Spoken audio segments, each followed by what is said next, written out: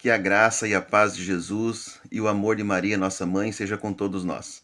Seja muito bem-vindo ao nosso canal, faça a sua inscrição e compartilhe esse vídeo com seus amigos. Queridos irmãos, eu estou aqui em Indiara, no estado de Goiás, em missão, e eu quero compartilhar com vocês no dia de hoje uma parte, pelo menos, da pregação que foi realizada durante o acampamento de homens. Deus abençoe você, Deus abençoe tua família, no nome de Jesus. Mas que esse Pentecostes aconteça na nossa vida todos os dias.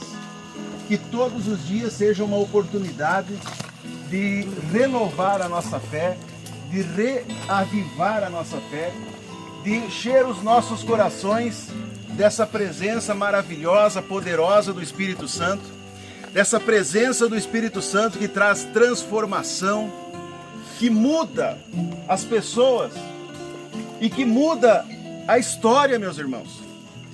Se você olhar para os últimos dias de Jesus, na ceia com os discípulos, Jesus olhou para Pedro, nosso primeiro Papa, e disse para ele assim, quando Pedro começou a dizer: Senhor, eu não vou permitir que ninguém faça isso com o Senhor, porque Jesus estava falando da sua morte. Então Jesus olhou para ele e disse assim: Pedro, hoje, antes que o galo cante, você vai me negar por 3 vezes. Ele disse: não, Senhor, isso nunca vai acontecer. Mas naquela mesma noite, interrogado por um serviçal que dizia: eu vi você andando com Jesus, ele dizia: não era eu não conheço esse homem. Ele foi para outro lugar, outra pessoa disse a mesma coisa: mas eu vi você andar com Jesus, você andava com Jesus para lá e para cá. E Pedro dizia: não, eu não conheço esse homem.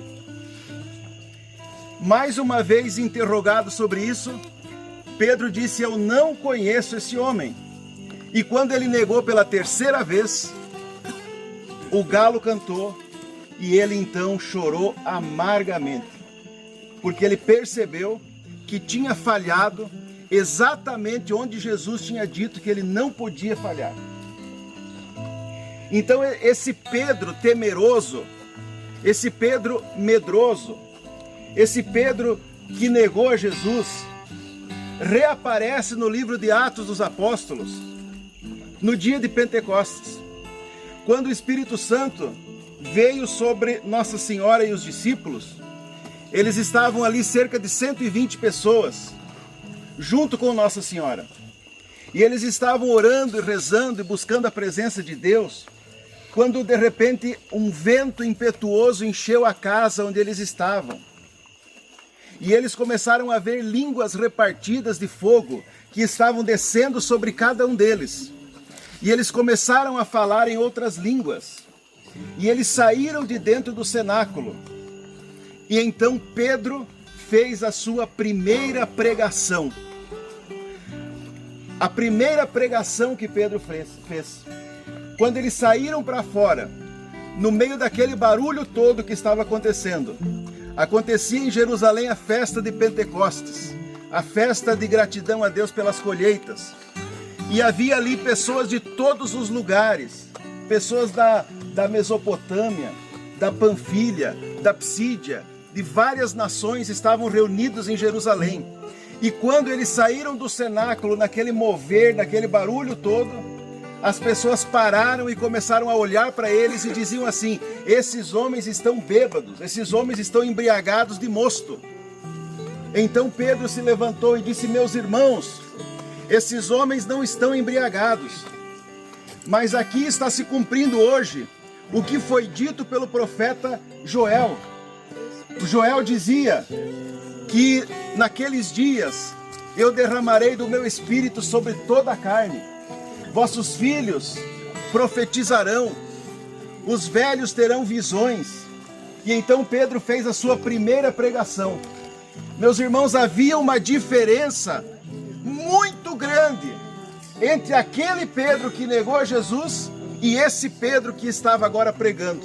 E qual era a diferença, meus irmãos? Era que Pedro agora estava cheio do Espírito Santo, estava repleto do Espírito Santo. Todo temor tinha ido embora, todo medo tinha ido embora, porque quando o Espírito Santo habita em nosso ser, não cabe mais, não tem mais espaço para o medo, não tem mais espaço para dúvida, não tem mais espaço para desconfiança, não tem mais espaço para desesperança. Então, quando o Espírito Santo vem sobre nós, ele joga para fora tudo aquilo que atrapalha, tudo aquilo que impede a ação de Deus na nossa vida.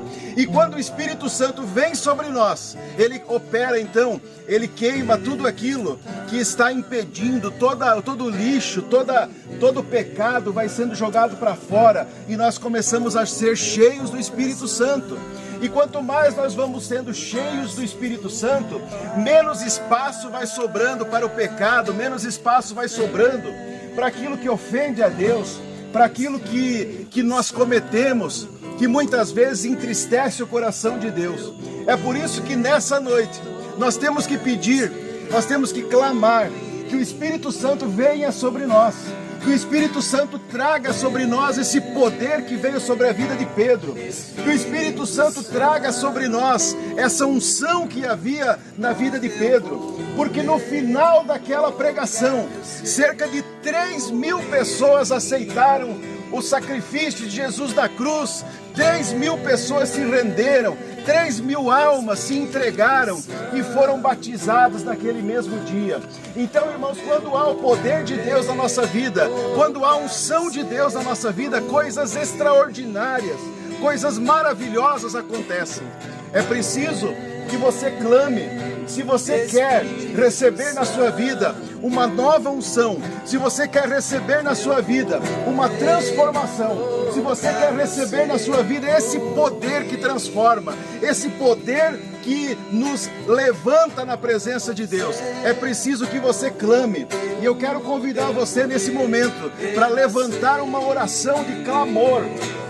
Nós levantarmos uma oração de clamor. E uma oração de clamor, meus irmãos, não é falar baixinho. Uma oração de clamor não é a gente falar para dentro de nós, mas a oração de clamor é aquela em que nós externamos a nossa fé, nós externamos o nosso